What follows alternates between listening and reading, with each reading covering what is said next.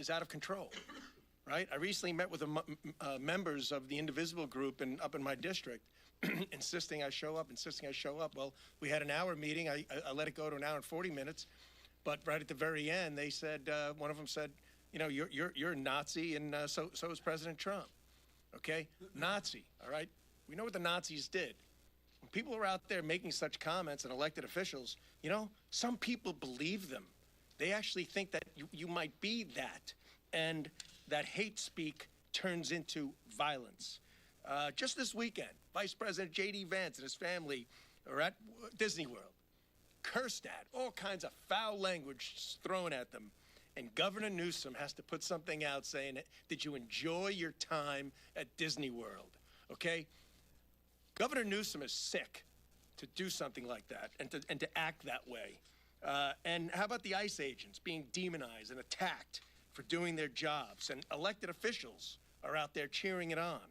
So there are too many Democrats, frankly, that are tolerating this, in fact, encouraging it. Not all by any means. My friends that are Democrats condemn it as well. But there's too many falsehoods. And we got a governor in Pennsylvania that does nothing but spew falsehoods. And again, people believe him, how certain measures are being taken that we're taking food out of hungry Pennsylvanians' mouths. Nothing could be further from the truth. And Brooke Rollins came up to Pennsylvania and pointed out the truth. So we have this resolution. It's about hate speech, because hate speech leads to violence. It's dangerous. We also are seeing a high level of a surge in anti-Semitic rhetoric. I mean, for crying out loud, I put out a post recently on Facebook, something positive about Israel. I literally got hundreds of basically threats and all kinds of other hate messages. So, look, we're not going to stop it all, but this resolution is about calling for an end to hateful rhetoric. It is about a resolution that solemnly making, answering or recognizing the one-year anniversary of the attack on President Donald J. Trump. It honors Corey Compertor, who died shielding his family, and David Dutch and James Comperhaver, who are injured. And it also brings out the governor I just mentioned, Josh Shapiro, and some others that had, we had our governor residence attacked. Okay, all of these things need to be condemned, and that's what this resolution is about. And I just applaud my good friend August Pfluger and my great friend Mike Kelly for setting all this up. Thank you very much. Now I have the pleasure of introducing Congresswoman Laurel Lee from the great state of Florida.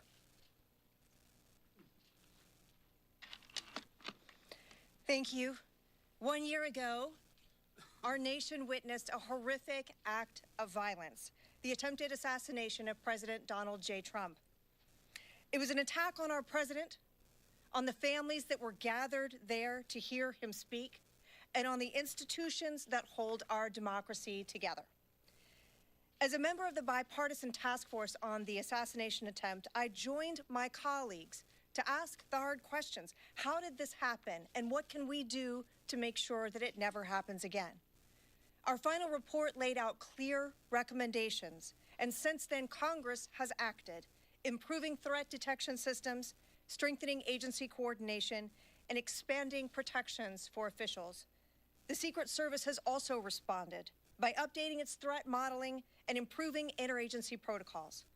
But important questions remain, and so does our responsibility. I want to thank Chairman Kelly and Chairman Pfluger for introducing the resolution. It rightly honors the bravery of those who responded. It remembers Corey Comperhator, who gave his life to protect his family, and uplifts the heroism that saved others. But this resolution is more than a remembrance. It is a call to action. Threats and attacks, whether against the president, a judge, a member of Congress, or ICE agents, are unacceptable. And to those who would commit these types of acts of violence, know this: the full force of federal law enforcement will find you, will stop you, and will hold you accountable under law. Political violence has no place in America, and we must do everything in our power together to ensure that it never happens again. It is my pleasure to introduce my friend and colleague from the state of Texas, Representative Brandon Gill. Thank you, Laurel, and thank you all for being here. It was just a year ago yesterday that President Trump was in a rural Pennsylvania field, bucolic area, beautiful part of this country, when a deranged gunman tried to murder him. At the time, there were thousands of his supporters in the field looking for a message of hope from the president. A message that the forgotten Americans in this country will no longer be forgotten, that the people who have been ravaged by globalism and mass migration and fentanyl will have a champion in Washington. And meanwhile, leftists on the other side of the aisle were slandering that same then presidential candidate, saying that he is a threat to democracy, that he's a wannabe dictator, that he is literally Hitler, in their words. And some people on their side of the aisle take those words at face value, and they tried to assassinate him. Political violence has absolutely no place in this country, but unfortunately, this kind of rhetoric has continued. We hear our colleagues on the other side of the aisle demonizing the brave men and women who serve in ICE and in immigration facilities, saying that what they are doing is similar to the secret police, that they are being compared to the Gestapo. This is rhetoric that is not only deranged and wrong, but it has no place in a functioning democratic system. So we on this side of the aisle, and we hope that others will join us, reject this rhetoric. We reject political violence in all its forms. And we pray for this country and for its leaders and for our president, for their safety and for their well-being. So with that said, thank you all for being here. And I'd like to introduce the great Representative Marjorie Taylor Greene from Georgia. Thank you for being here, and I'm grateful to stand up here with my colleagues. We've all joined together to denounce hate speech, political hate speech that has deadly consequences. A year ago, the world was outraged after they saw President Trump shot at the rally in Butler, Pennsylvania, and we still mourn the life of Corey Compertor and pray for his family as well as the other victims that were shot. However, this is just another type of violence that goes on and on and on, whether it's state legislators in Minnesota, Governor Shapiro in Pennsylvania, or even me, being one of the standing here with me, I'll receive them. This is a very serious situation, and it happens in many ways. It happens in the headlines, it happens in news clips, it happens in social media posts, it happens in campaign literature and emails, and it happens in rhetoric going across the aisle between Republicans and Democrats. There is no place for political violence, and the people that suffer the most are people like Corey Compertor and his family. It's also a major strain on our Capitol Police, and if you talk to Capitol Police, I encourage you, press, to talk to them. They are dealing with a massive amount of death threats for members of Congress, and they have limited resources. We would love to see their resources used here at the Capitol for visitors and safety for everyone. However, they are constantly having to investigate death threats that come for me and other members of Congress.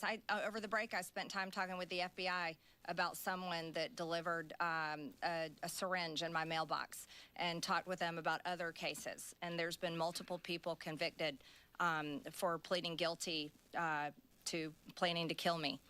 But this goes across the aisle on both ways, and I think I'm really grateful to be standing here with my colleagues that are saying enough of this. And I'd also, I can't go without saying that God saved President Trump's life in Butler, Pennsylvania. God saved him, and he knows it, and he says it frequently all the time, and the American people know it. and we're very grateful for that. So with that, I'd like to introduce my colleague from Georgia, Representative Mike Collins. Thank you, Congresswoman Green. And you know, it has been 1 year since they tried to kill our president. And I want to take just a quick moment to focus on what I call consequences and make two quick points. You know, the culture of lawlessness and violence, this didn't just start last year.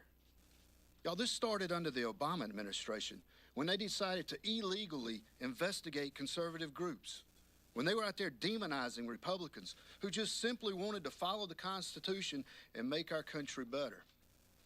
Then you fast forward to the Biden administration, who they put this on steroids and actually allowed the public to take part in this game.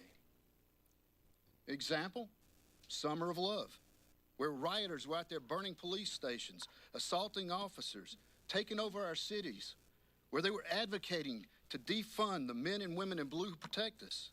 And they didn't just encourage it, y'all. They promoted it. Hey, they even paid for their bail. The other thing I want to make a point is, and I think Representative Green hit the nail on the head. Y'all, we got a morality problem in this country. There's no value to the sanctity of life anymore. Socialist, woke politicians, they want to have people to look to the government for every answer they need. That's not what we don't look to the government. We're supposed to look towards God for our answers. What happened in Butler? That's an example of the consequences of this Democrat rhetoric. Well, you know what? I thank the good Lord for protecting President Trump. And I pray that we get back to the foundations of our country. With that, I'd like to call up Max Miller from the great state of Ohio. Thank you. Thanks. It's great to be with all of you this afternoon. On Saturday, I woke up, and the first thing that I did is I called President Trump. Because I remember on that day, just a year ago, I had called him that morning for a discussion right before he went to that rally, and it was very sobering for me. And he said, you know, hey, Maxie, how's it going? I said, going well, Mr. President. He just said, can I help you? I just said, no. I said, thank you. Thank you for fighting, and thank you for being here, because on that day, that could have altered the trajectory of this entire country of where we are. President Trump is our 47th president. If that gentleman would have been successful, I don't know where we would have been today. And honestly, I don't care, because he's still standing and he is our president. And when you talk about political violence throughout this country and rhetoric and what it ensues, I know all of my colleagues have experienced it. I myself, just a few weeks ago, got ran off the road because some individual wanted to get my attention, and he couldn't, and he decided to use his vehicle as a weapon. This legislation should be bipartisan in its nature, and it should be pushed through without question. And enough is enough. If you have an issue with your city councilman, your mayor, your legislator, your governor, your senator, call them and set up a meeting. And if they're not, hold them accountable, because I can tell you that we answer phone calls and emails and messages from our office every single day that we are here and not here, because that is our job as a representative for each and every single one of our districts. But what should not be forgotten is what could have happened on that day and where we would have been. And thank God President Trump is here. Thank God he is addressing political violence. But I'm sick of it. I myself have experienced it. My family has now been put, right in harm's way. And enough is enough. And it's not just on members of Congress. It's also on our constituents with decorum and just to behave with respect. Yes, we do set an example for the American people to see. But it's not just on us to carry out that example. It's for everyone within our districts who is a loving father, mother, brother, sister, grandmother, grandfather, you name it, cousin, uncle. It is on all of us as a community to come together and just put your weapons down and say enough is enough and just politely disagree over political rhetoric, because I can tell you one thing. It wasn't worth it for that gentleman who tried to take out President Trump, and it wasn't worth it for that gentleman who tried to run me off the road. Consequences have actions, and you will see swift action being taken against anybody who harms any publicly elected official or any constituent. So thank you very much. It's my honor to introduce a great Texan, Roger Williams. 1 year ago, as we've talked about, a violent and deranged terrorist set out to change the course of American history by attempting to assassinate President Trump. God spared his life for a reason. Moments after bullets intended to kill him miraculously grazed his ear, President Trump stood in command of the American people to fight, fight, fight. A renewed spirit of American strength and determination was unleashed that day. Now more than ever, we must work to uphold the values that this country is built on as we usher in the golden age of national security, economic prosperity, transparency, and peace through strength. President Trump has put everything on the line. He's put his name, his freedom, his legacy, because he believes in America. He works tirelessly every single day to put the American people first. Let me be clear, political violence, as we've talked about, has no place in our country. Evil will not prevail. We are one nation under God. And let us honor the victims that fateful day by restoring an American legacy that future generations are proud of. Now, in my lifetime, there's three things that come to mind as I stood up here. I was one of the last people to shake the hands of John Kennedy on November 22nd, 1963, as a 15-year-old. I shook his hand at 10:46 in the morning. At 12:46, he was assassinated. I remember that like it was yesterday. Rhetoric brought that to be. I also remember the baseball shooting. Some of you may remember that. Many of us, our lives were changed that day because of rhetoric. And I remember that day everybody wanted to pray for us and offer thanks or offer their prayers. But it wasn't 24 hours later, and Mike, you touched on this. 24 hours later, we were back to where enemies were enemies. And I remember my daughters, two daughters, went to the mailbox several months ago now, and opened up two letters, each one addressed to them, and had urine, blood, and feces in the envelopes, and it said, "This will be on your father's tombstone." That's tough stuff. It's got to stop. Mike Kelly, Pfluger, and the rest of us believe now is the time to make that happen. So let's keep America great. Let's again pray for President Trump, pray for his safety, and all my colleagues' safety. In God we trust.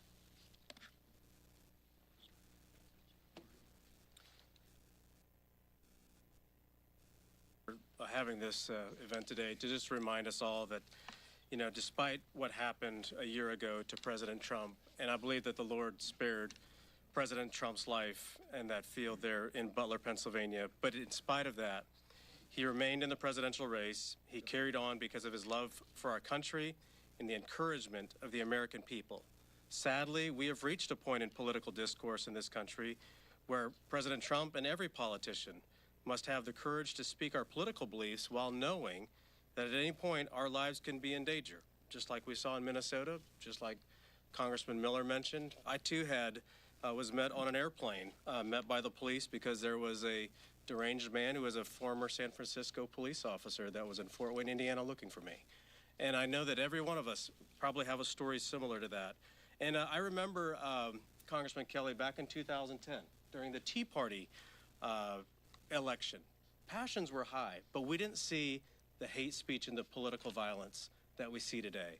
We have got to stop it on both sides. In fact, I know every one of us up here would always condemn anybody on our side of the aisle that was performing a political any political violence, any sort of hate speech, because we will not tolerate it from either side of the aisle.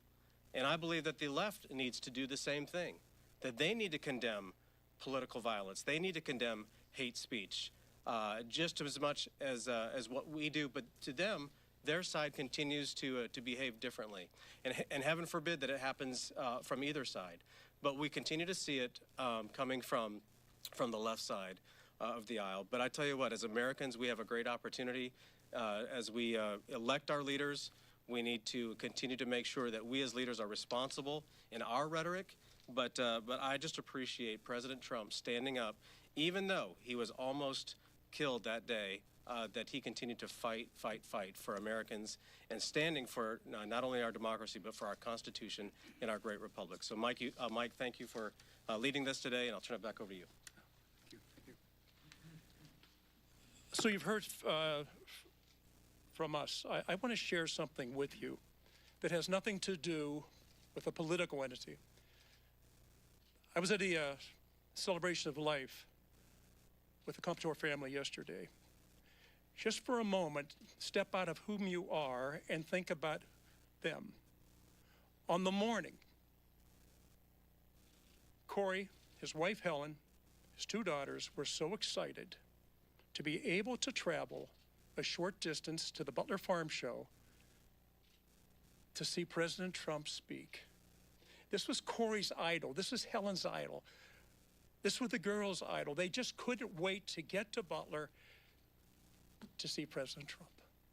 The four of them get in their car. They make their way over. It's like 97 degrees that day, okay? So it's not pleasant. It's a warm day.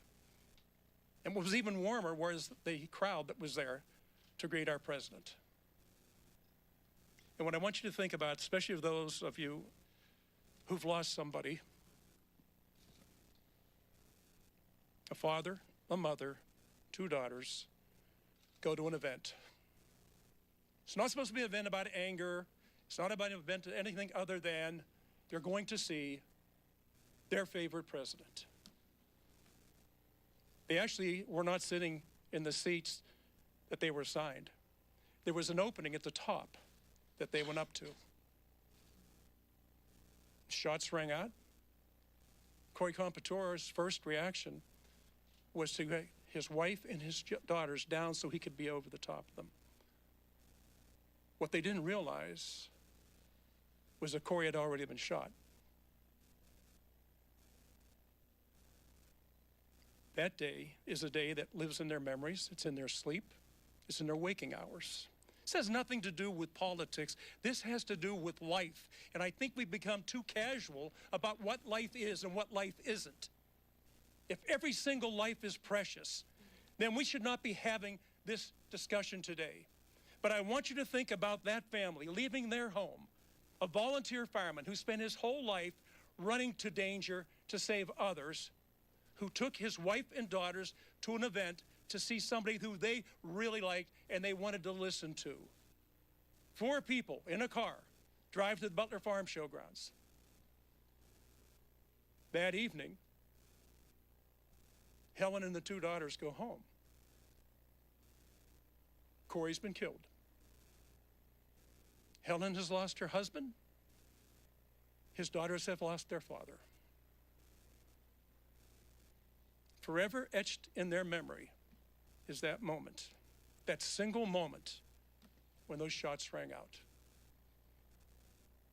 So if you're asking yourself why these things happen, is it because maybe intentionally or unintentionally we stoke those fires? This is not a Republican issue or a Democrat issue. This is an issue actually just about human being to human being. Do we respect life? Do we respect other people? And what is it that we're trying to accomplish? Isn't it amazing that we have to have a resolution in the Congress of the United States to condemn that type of action? What happened to the Compatores is horrible. And when I was with Helen yesterday, for her, it's the same day over and over and over again. For Allison and Kaylee, it's the same thing for them over and over and over again. Look, the way we speak, the way we act, the way we insinuate things, that'll continue. We can pass resolution after resolution. We can go to church on Sunday and abhor what's taking place, and we leave that church and we go out and we practice what we just condemned in our churches. I would say that the illness has far deeper roots than we know. We're going to pass this resolution. And we're going to think that in some way we were able to change the way people think and the way people act. I would just ask you all, as you live your lives, think about it. Think about it. Some of these things are said casually. Some of these things are said to get a reaction. The members behind me, the people in our Congress, the people in our homes, expect nothing less than for us to act respectful to each other and always honor life. So with that, I'm going to close. I don't know. So we can take some questions? Okay. Danny and I sat beside each other. By the way, there was another person who, and I think I told you about, Mark Fogel's mother was with me, and she just wanted to meet the president. And when she talked to the president, we were standing together, and she said, "Mr. President, please, please bring my son home. I miss my son. I'm staying alive so I can see him." The president told her, "Ms. Fogel, I get elected, your son will be home." Mark Fogel is now home with his family. I would ask all of us to please, let's honor life in every single way. So if there's questions, please, and we're all open to listen to anything. And if you all want to say anything, I want you to say stuff. I think they were all magnificent in what you said. It is about life. It is about life, and much more strongly, this political talk has got to stop. Let's talk about the value of the pieces of legislation, how we value it. If we don't like the legislation, we can solve this with a vote, right? Is it a vote yes or a vote no? It's not that complicated. I don't know why life has become so complicated. So please, anybody that wants to ask a question, please. Yes, ma'am. Thank you for the question. Some members have said that this assassination attempt a year ago kind of shone light on issues with lawmaker safety and have called for more protection for members of Congress as well as for the president. Do you think that there's anything that needs to be done in the immediate future on this, and does that include more funding for member security or anything else like that? Yeah, I think probably all of the above, but I don't care how much funding we put into it. I don't care how much protection we have. There's always going to be a danger. I don't know if any other members want to speak on this, but I don't see that the resolution, it is what we feel in our hearts and what we think needs to be said. And I wish that an overwhelming vote in favor of that resolution would solve the problem. I would hope that it goes deeper than that and it strikes a chord with people. Yeah, so I don't know how much we could fund it. Yes, yeah, come on. Yeah, I think it has become an extremely serious issue. I've been swatted dozens of times. My family has been swatted many times themselves individually. I hold some of the highest amount of death threats of members of Congress.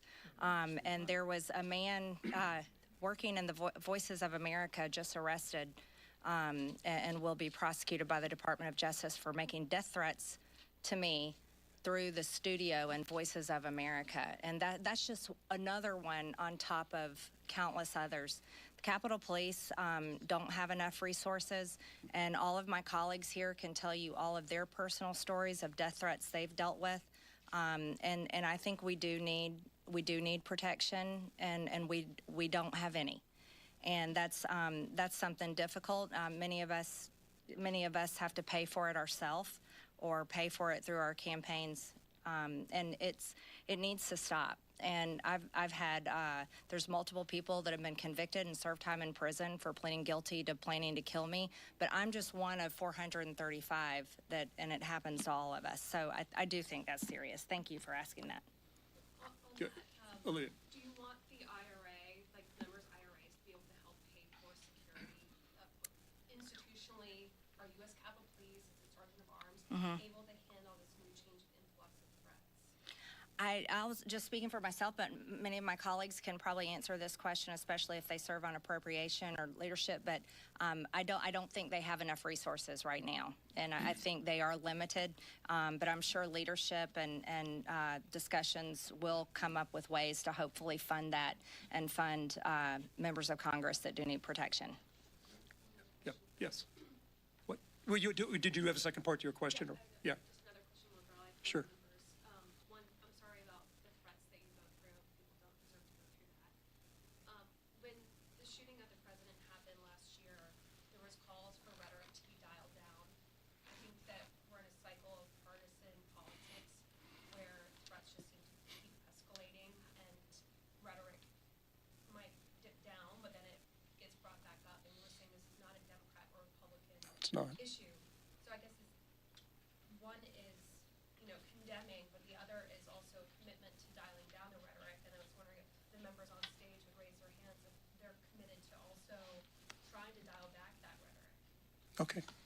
Showing hands. I mean, is everybody in favor? Yeah. I mean, it's. For the resolution.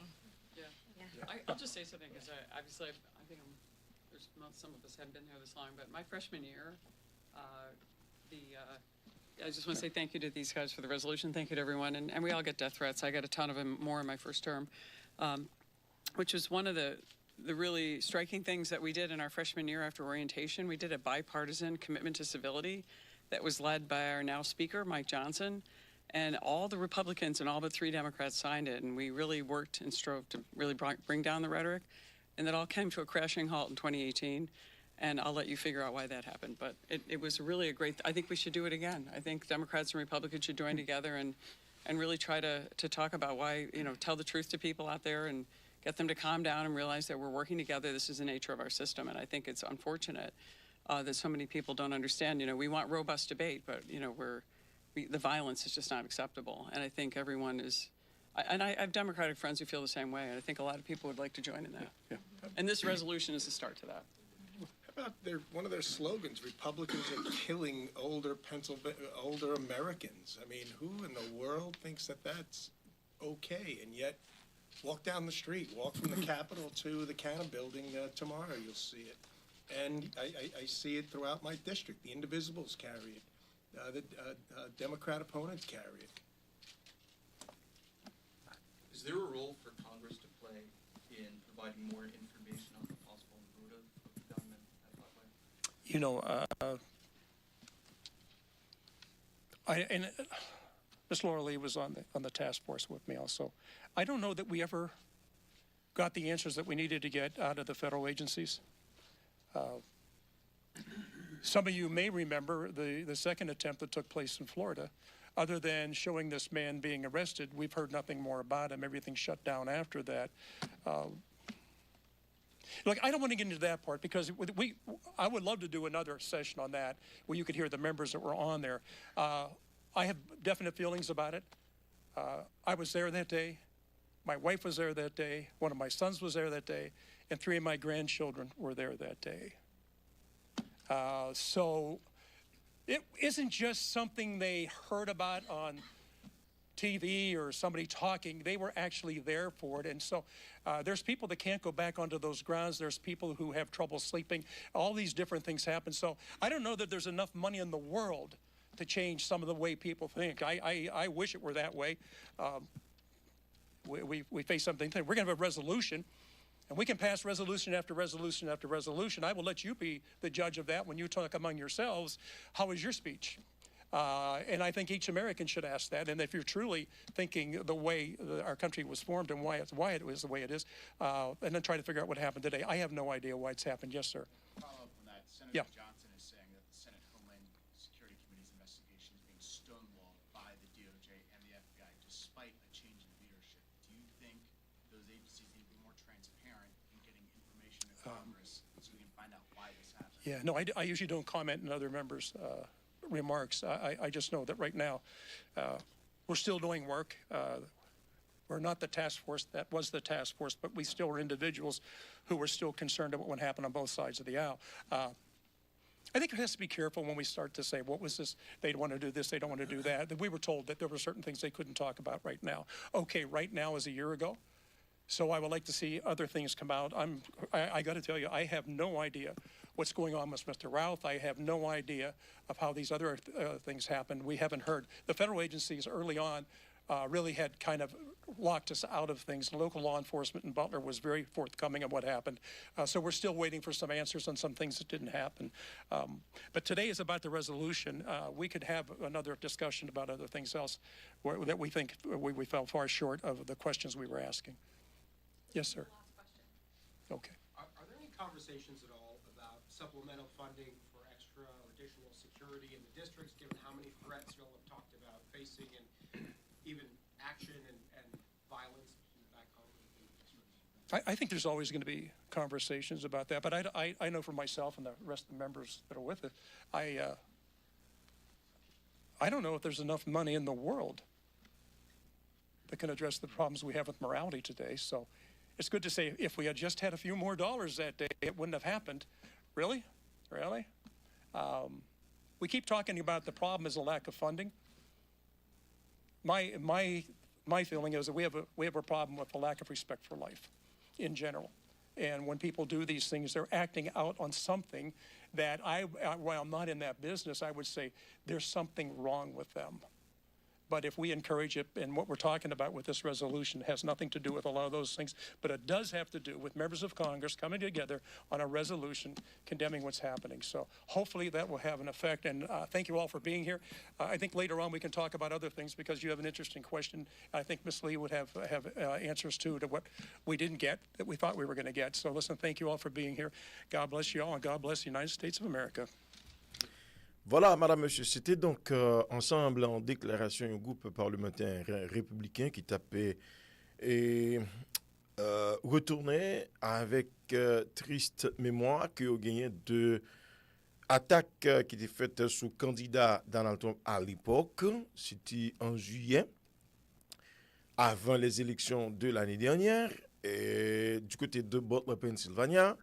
Attaque ça qui vient dans un après-midi 13 juillet, lorsque il était attenté à vie candidat Donald Trump, ancien président américain qui venait tourner nouveau président des États-Unis d'Amérique.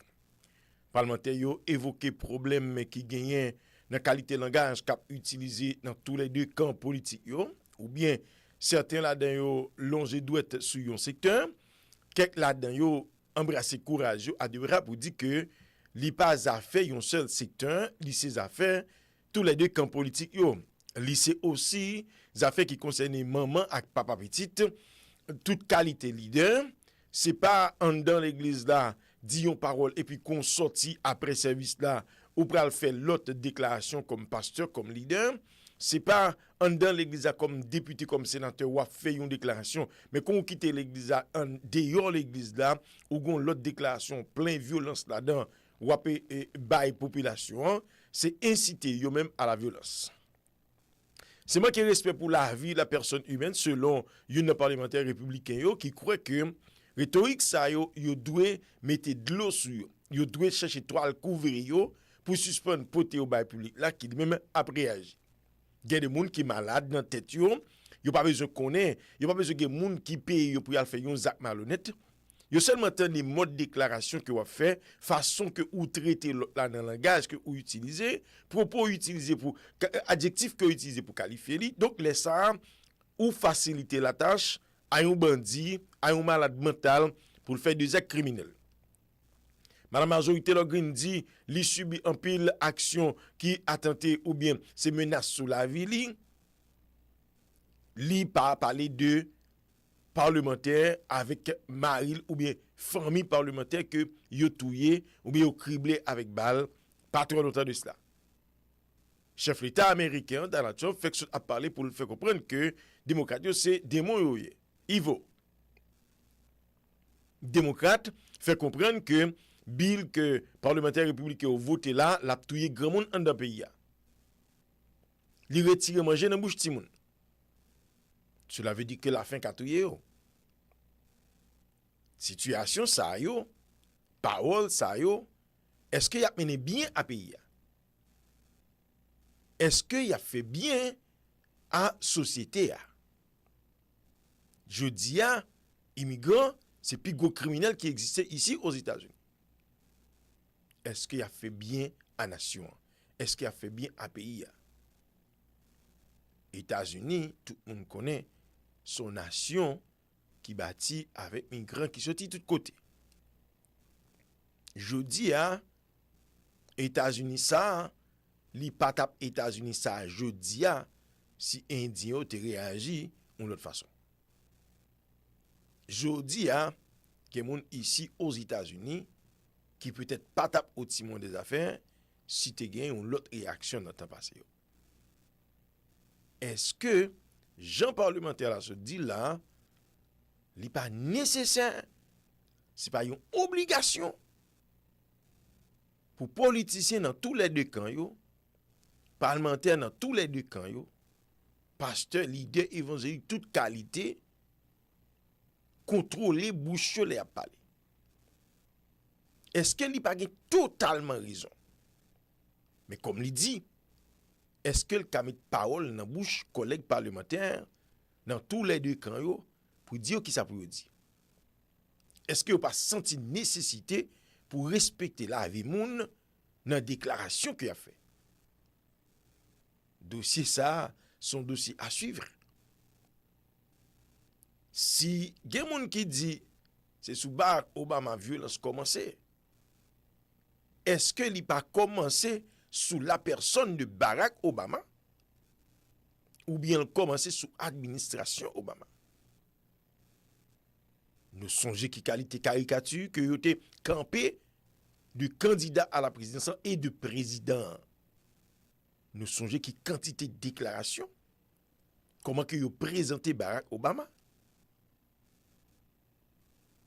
Gon président États-Unis qui jamais subi violence ça yo. Violence verbale. Obama dans la campagne Miami est obligé bloquer airport là parce que gon nèg qui gagne bazooka tout près airport là pendant que avion président a pral atterri. En pile cause.